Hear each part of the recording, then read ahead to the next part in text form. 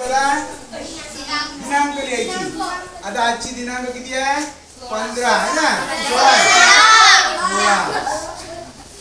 9/2025 अशी तारीख लिहायची. नंतर इथे शाखा कोणती आहे? अंजनगाव. इथं अंजनगाव.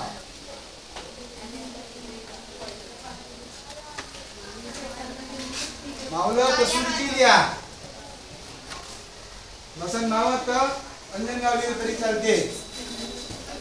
आता इथं तुमचं नाव लिहायचं असते. कोणाच्या नावानं पैसे काढायचे आहेत ते आपल्याला लिहायचं असते. आता तुमचं नाव, स्वतःचं नाव लिहायचं तुमचं. हा, स्वतःचे नाव. प्रत्येकाचं नाव वेगवेगळं आपापलं नाव लिहा. मराठीत लिहा किंवा इंग्रजीत लिहा. दोन्ही भाषेत तुम्ही लिहिलं तरी चालते. म्हणजे एका भाषेत कोणीही लिहा. मराठीत लिहायचं तर मराठीत लिहा, इंग्रजीत लिहायचं असेल तर इंग्रजीत लिहा. ज्यांना जसं लिहिता येईल तसं लिहा. लक्षात? इंग्रजीत चांगलं अक्षर असेल, चांगलं अक्षर हस्ताक्षरामध्ये लिहायचं. की तसा तुमचं पूर्ण नाव. नंतर आता या ठिकाणी एक जास्तीची ओळ लिहिलेली आहे. त्यासाठी आहे माहिती का? तुमचं नाव जर मावलं नाही, लांब असलं तर हे खालच्या ओळीत लिहिता येते. नंतर आता सेव्हिंग अकाउंट. सेव्हिंग अकाउंट हा 11 अक्षरी असते. तो तुमच्या बुकवर असते. कुठं असते? पासबुकावर. बँकेच्या पासबुकावर तो 11 अंकी अंक असते, संख्या. मग आता हे सेंट्रल बँकेचा जो अकाउंट नंबर आहे तुमच्या खात्याचा, हा माझ्या खात्यात मी लिहून आलो. तुमचा तुम्हाला घरी पाहून लिहायचा. नसन तर दुसऱ्या बँकेचा असलं तर दुसऱ्या बँकेची सुद्धा स्लिप माझ्याकडे आहे.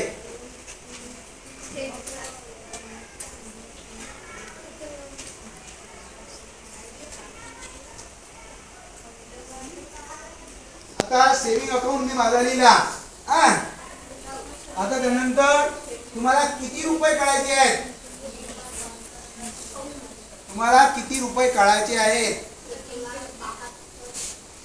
समजा तुम्हाला 10,000 काढायचं असेल किंवा 900 किंवा 5,000 काढायचे असेल तर या ठिकाणी मराठीत लिहा किंवा इंग्रजीत लिहा.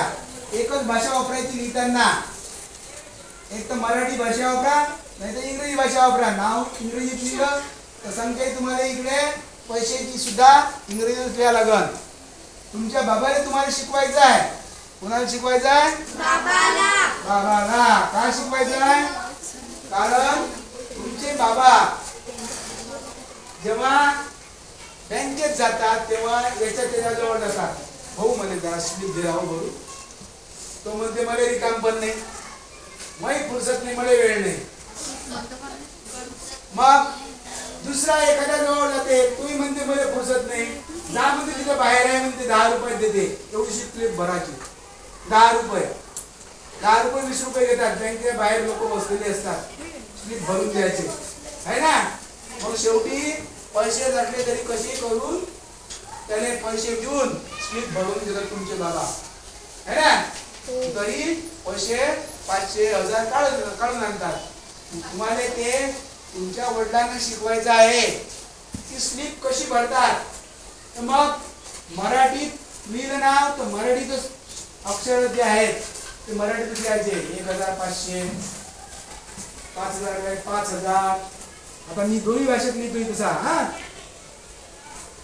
5000 है ना. हा इथं नाव आहे 5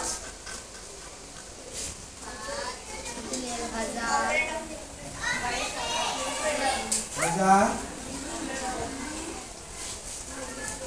रुपये. फक्त शब्द लिहायला लागते. पण फक्त काय लिहितात कारण तिच्या समोरही काही लिहू शकते कुणी आहे ना, म्हणून फक्त लिहायला लागते.